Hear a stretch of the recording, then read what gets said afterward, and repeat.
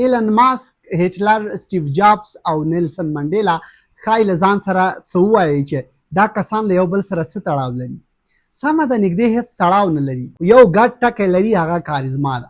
کاریزما افسانه کتاب وایي چې هیڅوک په تصادفي ډول کارازماتیک شوي نه دي. ښه خبر دا دی چې کاریزما د ځانګړو چلندونو پایله ده او هر څوک په تمرین زده کولی شي. په دې ویډیو کې به د وینا، اړیکې او د بدن ژبې د په اړه مهم مهارتونه در سره شریکم چې تاسو ټولو ته به ډېر ګټور وي.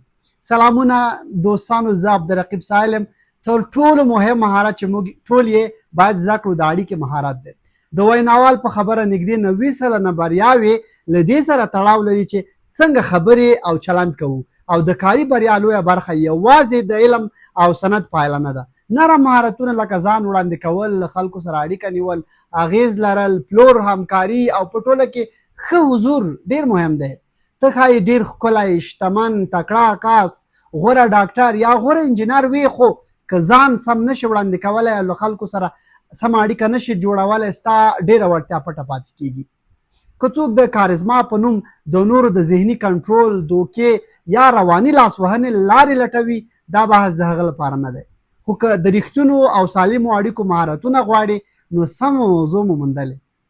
که زه فکر کوم چې د بل چا په احساساتو لوبې کولو سره به جذاب شم، خلک به ځان ته راکاږم، په کار کې به بریالی شم یا به څوک وغولوم. باید پوه شم چې دا سالم فکر نه دی. حتی که ځینې داسې تخنیکونه پر چا اغیز وکړي، هغه اړیکه هم سالمه نه ده. آیا رښتیا غواړو خپل چاپیریال له هغو خلکو ډک کړو چې په رواني لحاظ ناامنه او زیانمن وي؟ لومړی، برداشت ولې مهم دی؟ څېړنې ښیي چې خلک په ډېر لنډ وخت کې زموږ په اړه لومړنۍ پرېکړه کوي. هغوی له ځان سره اټکل کوي دا کس څومره باوري دی، څومره پر ځان واک لري، څومره آرام، منظم او مرتب دی.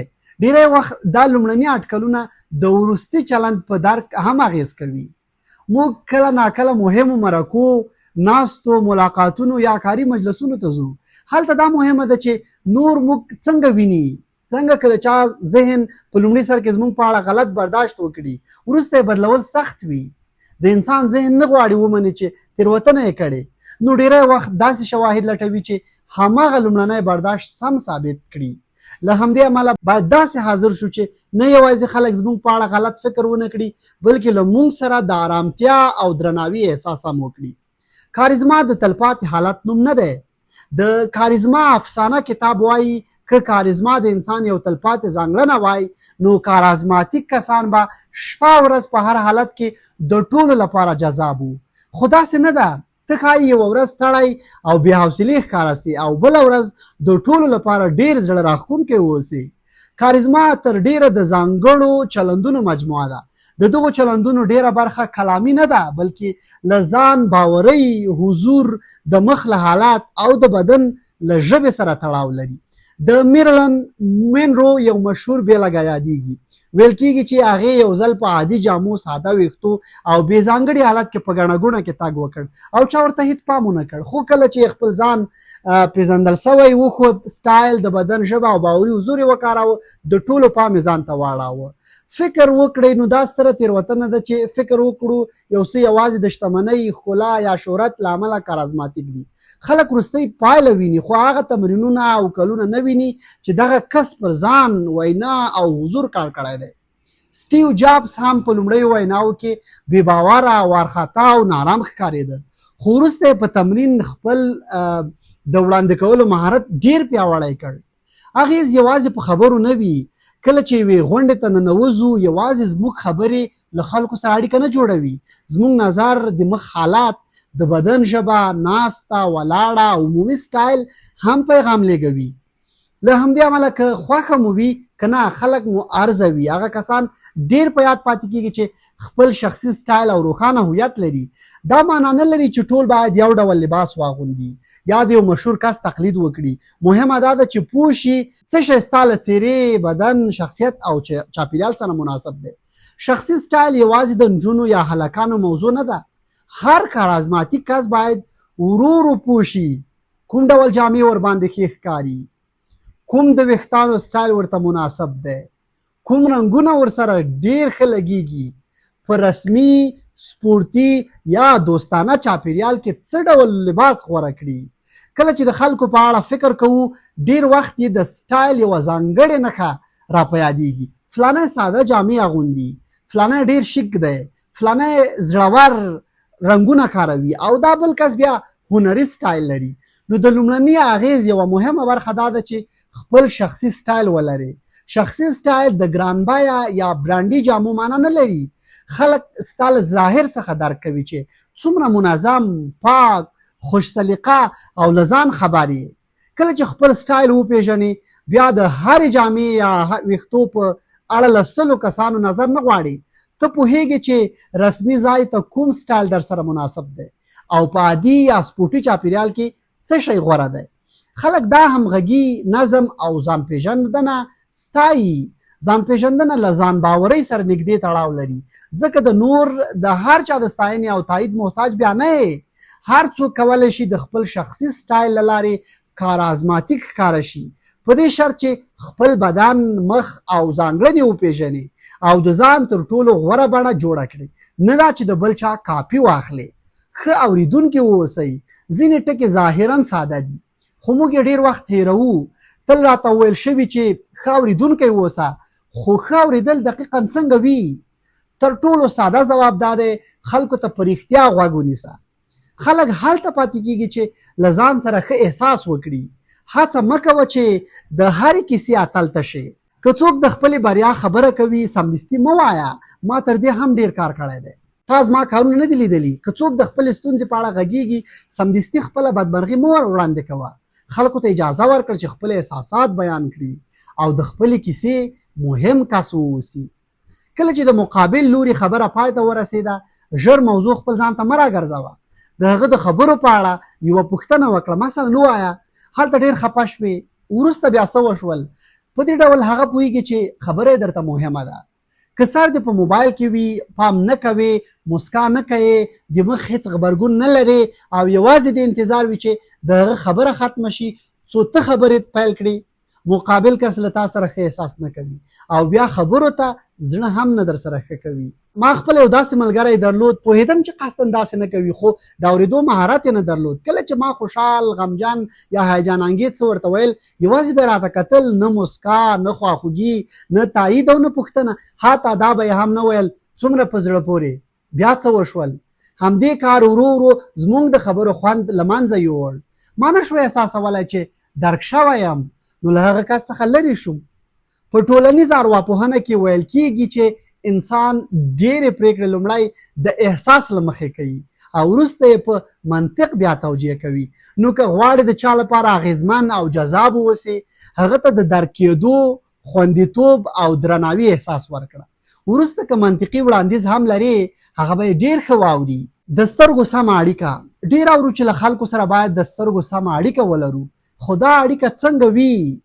یو عملی اصل دا دی چې د خبرو پر مهال په نږدې 80% وخت کې سترګو ته وګورئ او پاتې وخت په طبیعي ډول شاوخوا ته نظر واچوئ. خو داسې مه ګورئ چې مقابل کس ته نارامه کړې.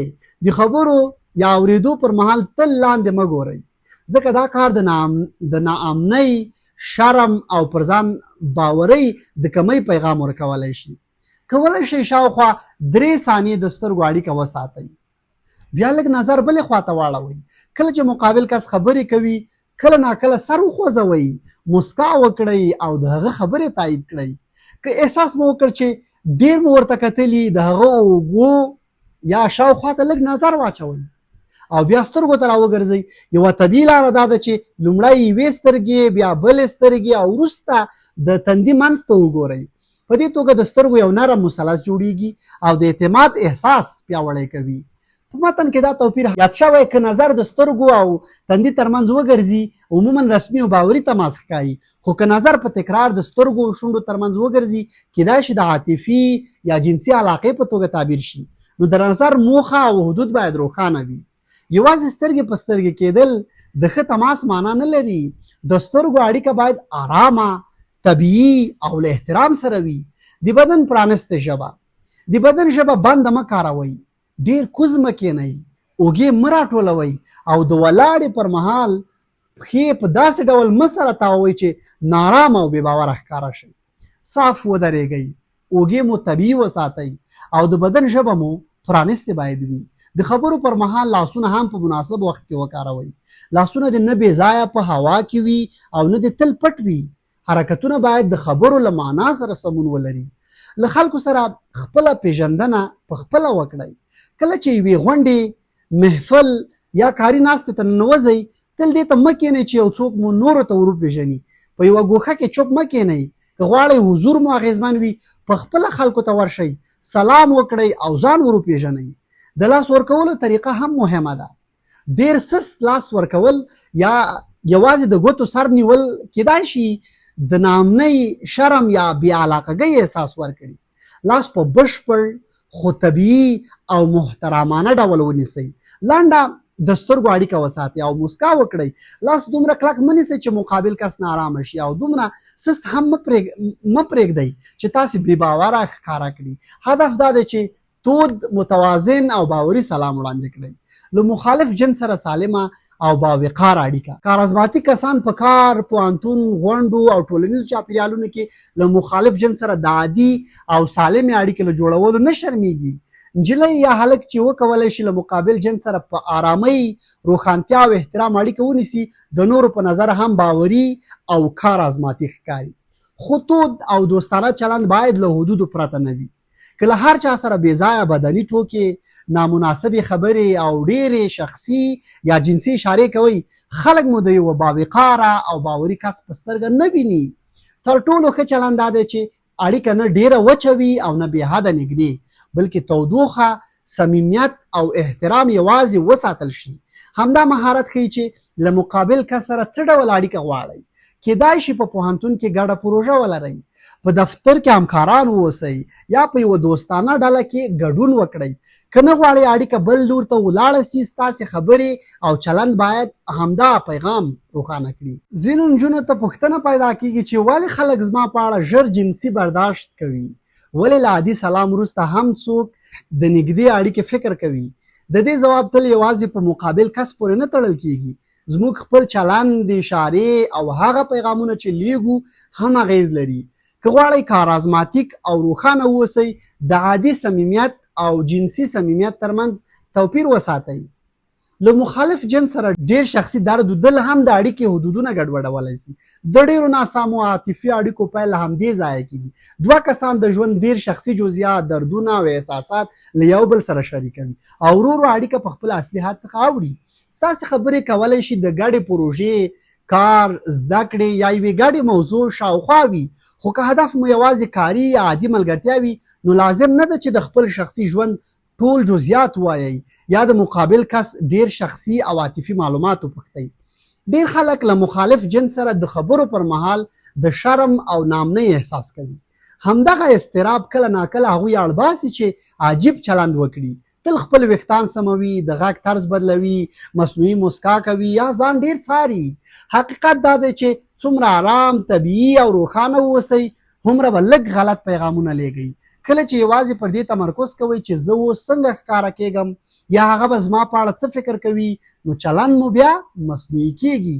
له ځانه وپوښتئ ولې له هر مخالف جنس سره خبرې باید د مینې یا جذب معنا ولري. موږ کولی شو له هر انسان سره د هغه د جنسیت له پام پرته سالمه، محترمانه او عادي ټولنیزه اړیکه ولرو. تمرین لازمي دی. هر نوې فرصت په لومړي، دویم او حتی دریم ځل کې مصنوعي ښکاري.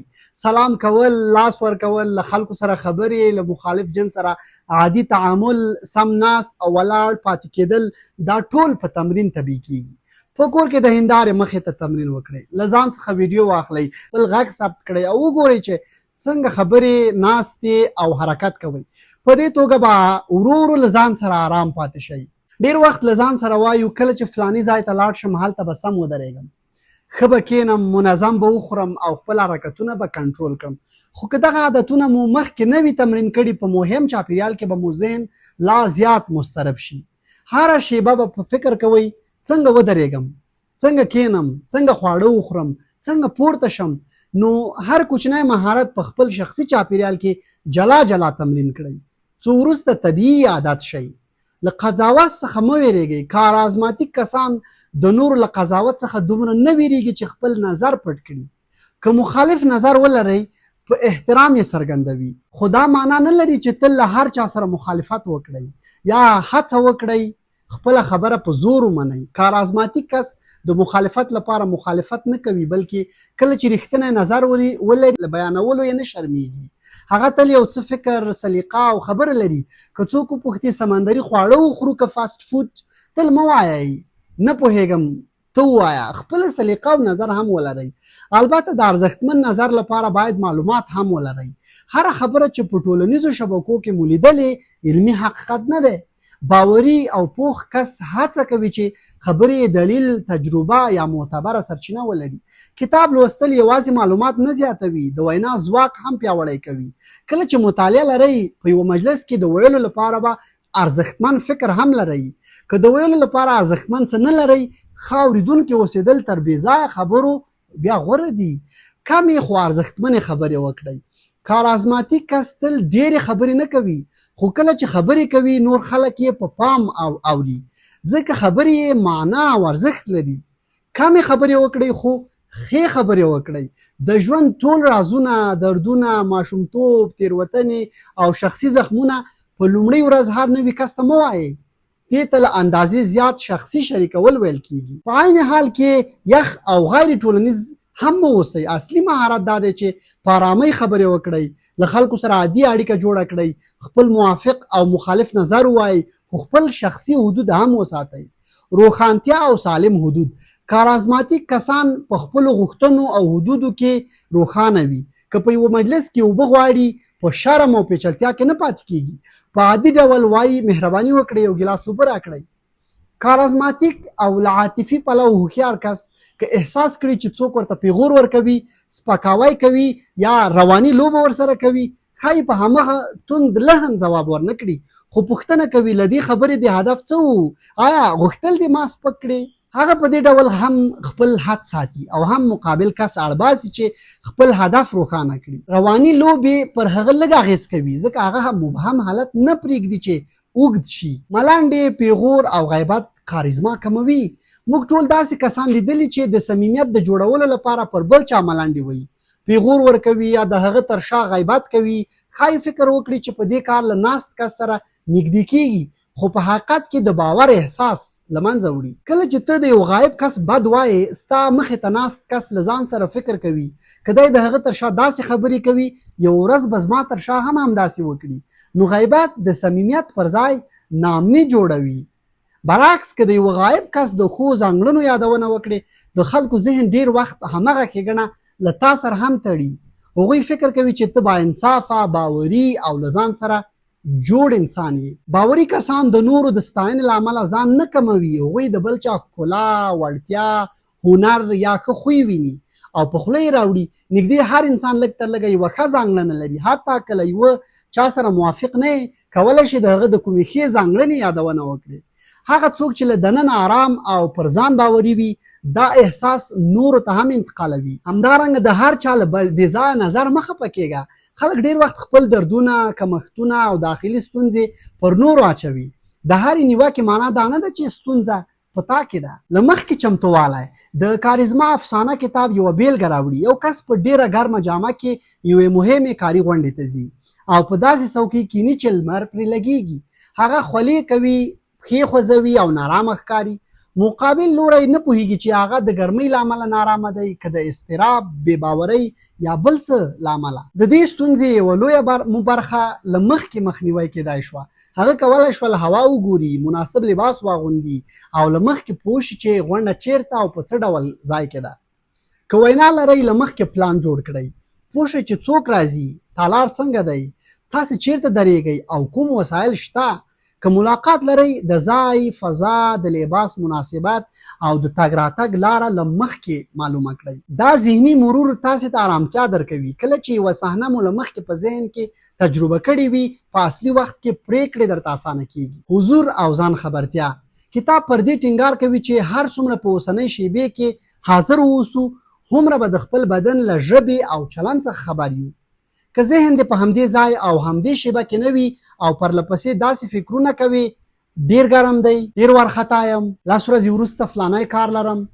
کله چې د دې کس خبره ختمه شي زه به څه ځواب ورکړم؟ څنګه ځان ډیر جذاب وښیم؟ نو ته په حقیقت کې په خبرو او چاپیریال کې حاضر نه یې. همدا ذهني ګډوډي د بدن په ژبه کې هم ښکاري. که هغه کس په اوسنۍ شیبه کې حاضر وای ژر به یې درک کړی وای چې د هغه نارامه حرکتونه نور خلک مغشوشوي. هغه کولی شول په ساده ډول ووایي زه په دې ځای کې راحت نه یم، رڼا یا ګرمي مې ځوروي، کولی شم څوکۍ بدله کړم. همدا روښانه او ساده حل هغه ته خپله کاریزما بیرته ورکوي. کله چې ستونزه پیژنې او عملي حل ورته پیدا کوي هم له ځان سره مرسته کوي او هم نور خلک له غلط برداشت څخه ژغوري. منفي احساسات څنګه اداره کړو؟ کتاب وایي چې دوامداره شکایات، منفي فکري او نارامه فضا د کاریزما مخالف لوری دی. خو دا معنا نه لري چې باید خپل هر بد احساس پټ کړو یا مصنوعي خوشحالي وښیو. کله چې اضطراب، خفګان، ستړیا یا ناراحتي احساسوي لازم نه ده په همغه شیبه کې په لویه ډرامه بدل کړي. وای زه ډیر وارخطا یم، وای ګرمي ده، وای هر څه خراب دي. پر ځای له ځان سره په ارامۍ وای دا یو انساني احساس دی. نور خلک هم دا تجربه کوي او ترې تېرېږي. یو څوک له خپل ملګري جلا شوی، بل په کار کې ناکام شوی، یو کس تاوان کړی، بل خپله وینا خرابه کړې او یو بل په مجلس کې د خبرو پر مهال ورخطا شوی. سلګونه انسانان همدا تجربې لري. ته په دې حالت کې یوازې نه یې. حتی هغه کسان چې تل یې ستایي او په ډېر باوقاره، جذاب او کرازماتیکې ګڼي په ژوند کې ناکامۍ، اضطراب، خرابې اړیکې او شرموونکې شیبې لرلي. هغوی ځکه د درناوي وړ نه دي چې هیڅکله نه دي لوېدلي، بلکې ځکه چې له لوېدو وروسته بیرته بیا پورته شوي دي. ستاسې تېروتنې، ناکامۍ او سختې شیبې ستاسې بشپړ هویت نه ټاکي. اصلي خبره دا ده چې تاسې شرایطو ته څومره اجازه ورکوئ چې کنټرول مو کړي او څنګه له ستونزې وروسته بیا حرکت کوئ. که دا ویډیو مو خوښه شوې وي چینل سبسکرایب کړئ او که د دې موضوع نورې برخې غواړئ په تفسیرو کې راته ولیکئ. کاریزما جادو، فریب یا د نورو د کنټرول هنر نه دی. کاریزما د حضور، ځان پیژندنې، تمرین، سالمې اړیکې او درناوي مجموعه ده. د کارازماتیک کېدو لپاره خپل شخصي سټایل او هویت وپېژنئ. ښه اورېدونکي واوسئ. له خلکو سره طبیعي د سترګو اړیکه ولرئ. د بدن پرانستې او باوري ژبه وکاروئ. خپل نظر په احترام څرګند کړئ. کمې خو ارزښتناکې خبرې وکړئ. له مخالف جنس سره سالم او روښانه حدود وساتئ. غیبت، سپکاوی او بې ځایه ملنډې پرېږدئ. له مخکې چمتوالی ونیسئ. په اوسنۍ شیبه کې حاضر واوسئ. خپل منفي احساسات ومنئ خو پرې مه ړنګېږئ. دا ټول مهارتونه په یو ورځ نه جوړیږي. په کور، هنداره، غږ ثبتولو، ویډیو، مجلسونو او ورځنیو اړیکو کې تمرین کړئ. په لومړیو کې به مصنوعي ښکاري خو ورو ورو به ستاسې طبیعي عادت شي.